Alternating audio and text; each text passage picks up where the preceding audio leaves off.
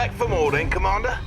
In this particular lesson, we'll be going over some of the more advanced play mechanics that will separate the men from the boys.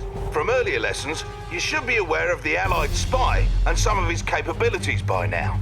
Spies can disguise themselves as enemy units. Only scout units, the Allied attack dog, Soviet warbear, and Imperial burst drone can detect disguised enemy units. Spies and Imperial shinobi can also infiltrate enemy structures. When you infiltrate a structure, it'll impair your enemy's base in various ways, which should give you the upper hand. For example, if you infiltrate that enemy reactor, the entire base will power down for a while. Go ahead and infiltrate the instant generator by right-clicking on it whilst your spy is selected.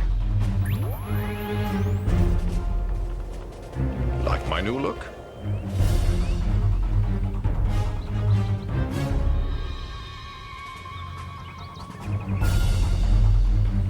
I'll make myself at home.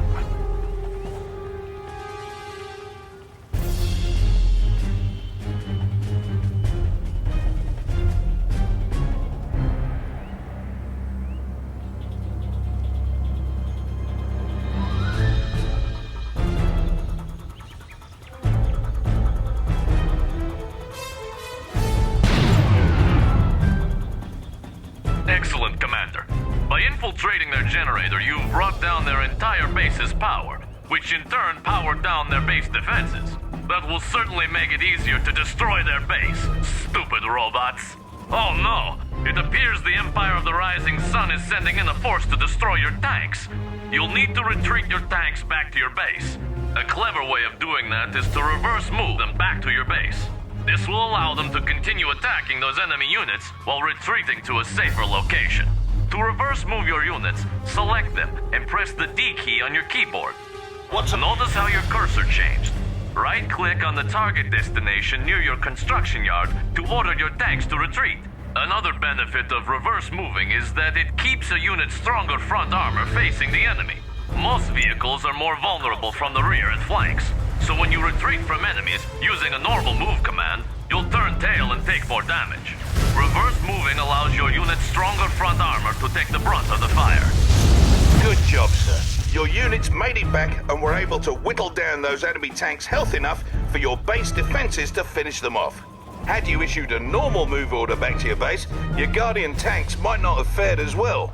Incidentally, should the enemy catch you off guard with an attack, listen for audio cues from your intel officer and visual cues on radar to tip you off. To jump to the most recent radar event, just hit the spacebar. Enemy commando detected. Or to get back to your main base from anywhere in battle, tap the H key.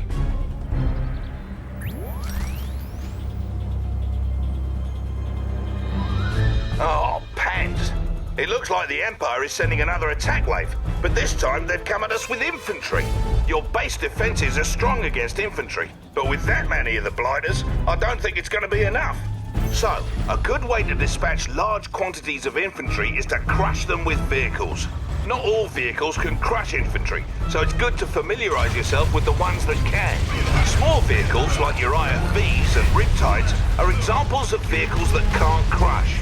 On the other hand, larger vehicles like Guardian tanks and assault destroyers can crush a man like so many potato crisps. What's more, some of the largest vehicles in Red Alert 3 are big enough to crush other, smaller vehicles. Anyhow, let's crush those robots. Wait! You may wish to assign your tanks to a control group first. This is an important way of managing your forces. To assign units to a control group, select them, then hold the control key and press a number key. Do this now, please. Guardian tank good to go. Good. You may now select those units at any time by pressing the corresponding number key. You can also jump to the group by double-tapping the key. Now please proceed with crushing my robots. Thought you'd never ask. To crush enemy infantry, select your Guardian tanks and issue a move order behind the enemy infantry. You can also issue a force move command using the G hotkey or using the Advanced Commands tab near the bottom of the screen. Issue a move command to the designated location with your tanks now. Come on, boys. Seeing as how that Rising Sun base seems intent on taking us down, let's go over some ways to get your units to protect your base without being drawn out by the enemy. All of your units can be set to different stances, which affect their behavior. All units start off in guard stance, meaning they will auto-acquire enemies that come within their attack range and pursue them for a short distance if they try to flee. Once the dust settles, your units will return to their original positions. We need to have some of our units on defense for our base, but not pursue our enemies. To do this, we need to put them into hold ground stance. First, select one or more of your tanks. Now click on the Advanced Commands panel in the bottom right of your screen next to the unit portrait. As you can see, this panel reveals some additional controls for your units. Select the Hold Ground button to change your unit's stance.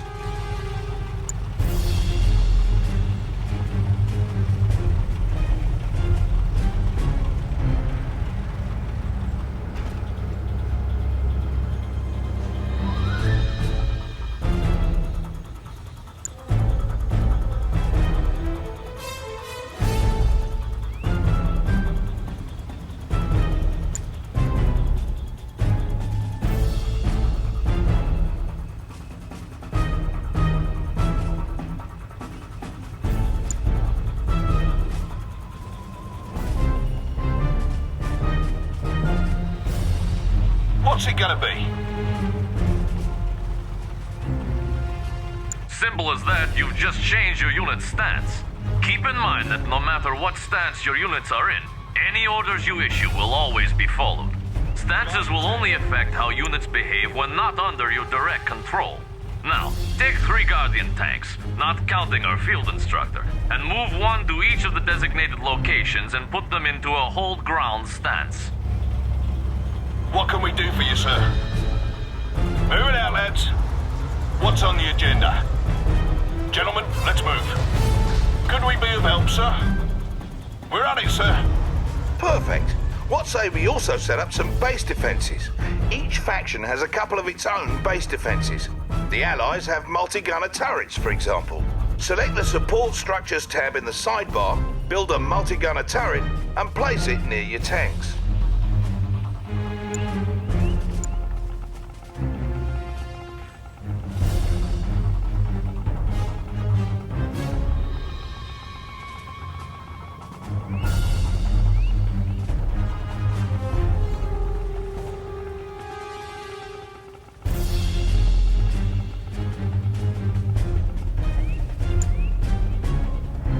Multi-gunner turrets change weapons if you put different infantry into them, though the rocket launchers they use by default should be handy in most cases.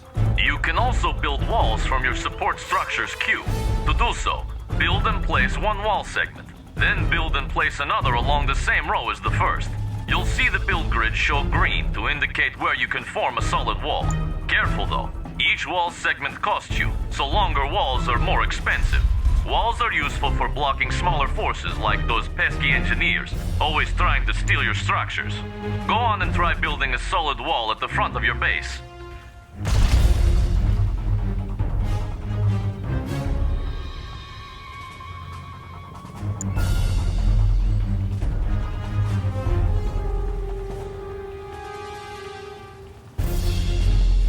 Capital!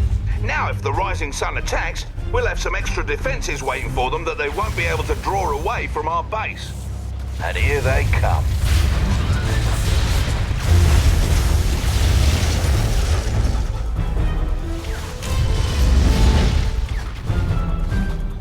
As you can see, they've decided to retreat back to base, but your Guardian tanks stood their ground and didn't continue after them.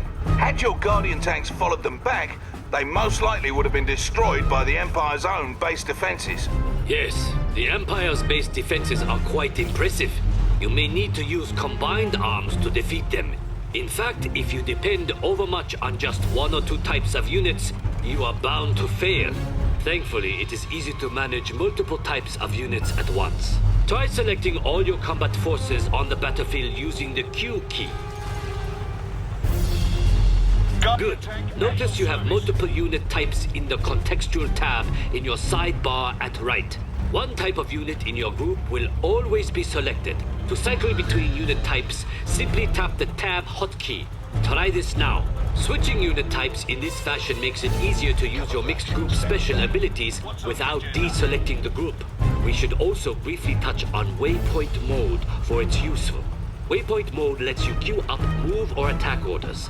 To use waypoint mode, hold the Alt key while issuing move or attack orders as normal with units selected. Your units will complete the orders in sequence.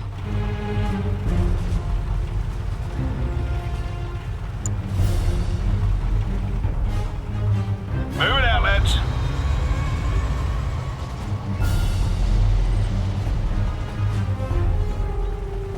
Now, earlier we had mentioned how directional armor comes into play during battles. Another type of armor bonus your units can receive comes from an automatic reaction to enemy fire called suppression. Suppression only affects infantry units. When infantry units become suppressed, they go prone on the ground and continue firing.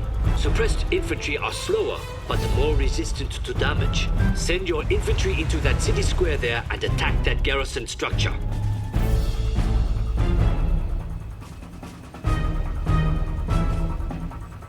Hey, man. Here we come.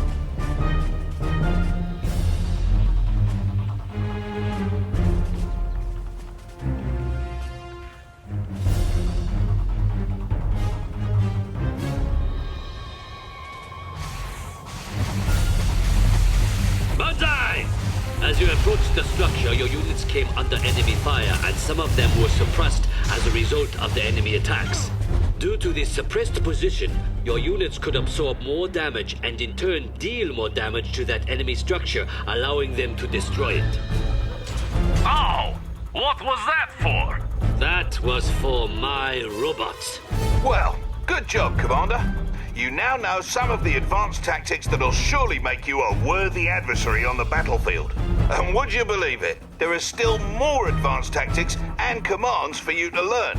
Just dig into the options screen for a complete command list. But do that on your own time. This lesson's over, and there's only one more left. We're heading over to it now.